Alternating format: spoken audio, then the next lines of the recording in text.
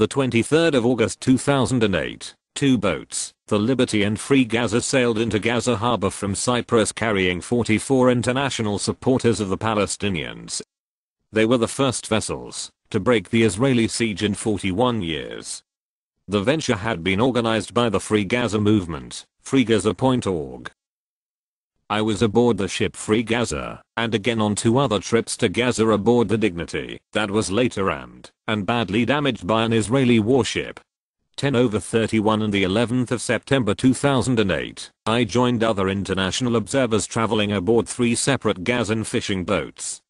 We went to document events and locations and to hopefully serve as deterrence against attacks by Israeli gunboats. On both days we were harassed by machine gun and cannon fire and explosive charges landing within a few feet of our boat. Several times each day the largest of the three Israeli patrol boats came within 50 feet of our vessel as they bombarded the deck and cabin with a high-pressure water cannon. Any fish, loose equipment, or crewmen caught in the torrent were at risk of being washed over the side. All the cabin windows had been previously smashed by such assaults, and were now quickly boarded up when the patrol boats approached. An Italian observer with us had been wounded previously by flying glass, requiring a number of stitches in his back. According to the crew, attacks of this sort occurred every day when a fishing boat approached or passed the 6-mile limit imposed by the Israelis. This pattern of attack began in 2000 after the natural gas discovery was made. The 18th of November 2008, Israeli naval vessels attacked three Palestinian fishing boats located 7 miles off the coast of Deir al-Balah, clearly within the limits permitted in the 1994 Gaza-Jericho Agreement. 15 Palestinian fishermen and 3 international observers were kidnapped and taken with the boats to Israel. The fishermen were held for a day and then released. The boats were eventually returned but damaged. The internationals were jailed in Israel for many days and then deported. The 11th of May 2008, IDF forces killed 6 Palestinians while supposedly searching for a tunnel passing under the border. By continuing to enforce the siege, the Israelis had never honored the conditions of the truce. But this incursion by the IDF was such a blatant violation that it effectively terminated even the semblance of a truce. According to the Israeli Intelligence Heritage Center, 1 rocket had been fired from Gaza in September and 2 were fired in October before the IDF incursion. Israeli spokesman Mark Regev conceded that Hamas had not fired these few rockets. During the next 5 weeks 237 rockets were fired into Israel. 19. The provoked increase in rocket fire was Israel's public justification for launching the long-planned Operation Cast Lead despite offers by Hamas to renew the ceasefire. 20. The 18th of November 2008. An Egyptian court ordered the government to stop shipping natural gas to Israel. Under a 2005 agreement, Egypt agreed to deliver 1.7 billion cubic meters of gas to Israel over a 15-year period. The gas had begun to flow in May 2008. A lawsuit followed seeking to bar delivery, since the parliament had not given its approval. The court supported the lawsuit and its findings are being appealed. 21. The potential cut-off of the gas from Egypt gave Israel even more incentive to take control of the Gaza marine deposits and to deny any benefits to Palestinians, whether Hamas or Fatah. The 27th of December 2008, Israel began bombing Gaza as phase 1 of Operation Cast Lead. The Gaza harbor was bombed during the hostilities, damaging a number of the fishing boats. The 18th of January 2009, Israel declared a ceasefire, ending Operation Cast Lead. The 24th of January 2009, a father and his daughter walking on a Gaza beach were wounded by gunfire from Israeli ships shooting at Gazan fishing boats. The 14th of February 2009, Gazan coast becoming a no-go zone. On Saturday, the 14th of February 2009, 23-year-old Rafik Abu Riyala was shot by Israeli naval forces while fishing in Gazan territorial waters, approximately 2 nautical miles out from the port of Gaza City. He was in a simple fishing vessel, not much larger than a rowing boat, with a small outboard engine, known locally as a hasaka. Rafik, his brother Rajab and another friend were following the course of a shoal of fish. A group of 5 more Hasakas were out at the time, about a kilometer to the west of Rafik's boat, further out to sea. An Israeli naval gunboat approached the area and began shooting at the other Hasakas, which quickly changed course and headed east, back toward shore. Suddenly Rafik realized the gunboat was bearing down on their Hasaka. As he recounted the events of that day, Rafik likened the predatory nature of the naval vessel to that of a wolf. It circled their fishing boat and began shooting heavy ammunition in their direction. The 3 terrified fishermen threw themselves down flat in the bottom of their boat.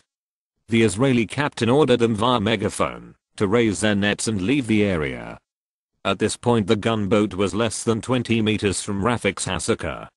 The second time the gunboat came around, no attempt was made to communicate with the fishermen.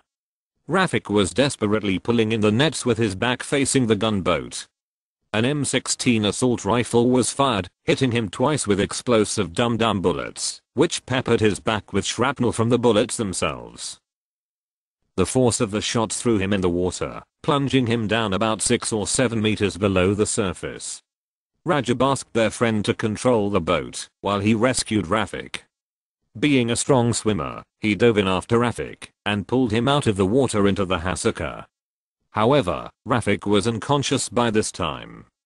The outboard was being slowed down by the weight of the nets, so they headed toward another Hasaka 300 meters away where they dumped the nets. The fishermen in this vessel had a mobile phone and made an emergency call. The stricken Hasaka reached port at the same time as the ambulance arrived, and Rafik was taken to Al-Shifa Hospital in Gaza City in serious condition. It could take Rafik months to fully recover, but he has a family to support. He married just 6 months ago, and his wife is now expecting their first baby. After 5 years of working as a fisherman, he has experienced Israeli naval forces firing warning shots on many occasions, but this was the first time he has been directly targeted. However, Rajab survived being shot in the chest by the Israeli Navy 2.5 years ago. Rafik described the level shooting on Saturday like an open war. Fishermen were attacked from Wadi Gaza, south of Gaza City, all the way to the northern border of Gaza. A number of Hasakas were targeted that day, some vessels sustaining serious damage from the shooting. Palestinian fishermen have come under daily assaults from Israeli gunboats since Israel announced a unilateral ceasefire that supposedly came into force on the 18th of January. Reports of heavy gunfire and even missile fire are now becoming the norm. Rafik is the 3rd Gazan fisherman to be shot by the Israeli Navy during this non-existent ceasefire. On the 26th of January, Ala al-Habal was shot in the lower leg while trawling less than 1 nautical mile off the coast of Gaza. On the 6th of February, Mahmoud al-Nada was shot in both legs while 1.5 nautical miles off the coast of Rafah in the south of the Gaza Strip. Nowadays it is unthinkable for fishermen to venture beyond 3 nautical miles from the Gazan coast, with many vessels staying just meters from the beach. However, Gazan territorial waters reach 12 nautical miles offshore. Indeed, the Oslo Accords granted a fishing zone extending as far as 20 nautical miles. Israel is attempting to create arbitrary no-go zones in the sea, enforced solely by the gun. They might succeed if it weren't for the resilience of the fishermen. All this is akin to what is happening on land. The IAF has declared an area of Palestinian land a kilometer in from the Green Line a closed military zone, effecting an audacious land grab that threatens to swallow a vast swathe of rich agricultural land all the way along the eastern length of the Gaza Strip. 22. January 2009, Noble Energy announced the discovery of a vast deposit of natural gas some 50 miles off the Haifa-Shura line. Named Tama 1, it is estimated to hold 5 trillion cubic feet and be able to produce 50% more than the daily capacity of the old Mary B site. The stocks of Noble Energy and its partners Delek Group and Avner Oil have soared since the announcement. 23. March 30, 2009. Noble Energy announced the discovery of another major deposit at Dalat, located about 30 miles offshore from Israel. Production estimates have not been released, but the 2 discoveries are considered sufficient to cover Israel's energy needs for many years. 24. Attacks by Israeli gunboats on the Gazan fishermen continued unabated.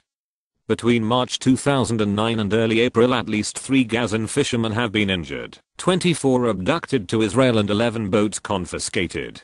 April 12, 2009, an unmanned fishing boat blew up about 300 yards off the Gaza coast.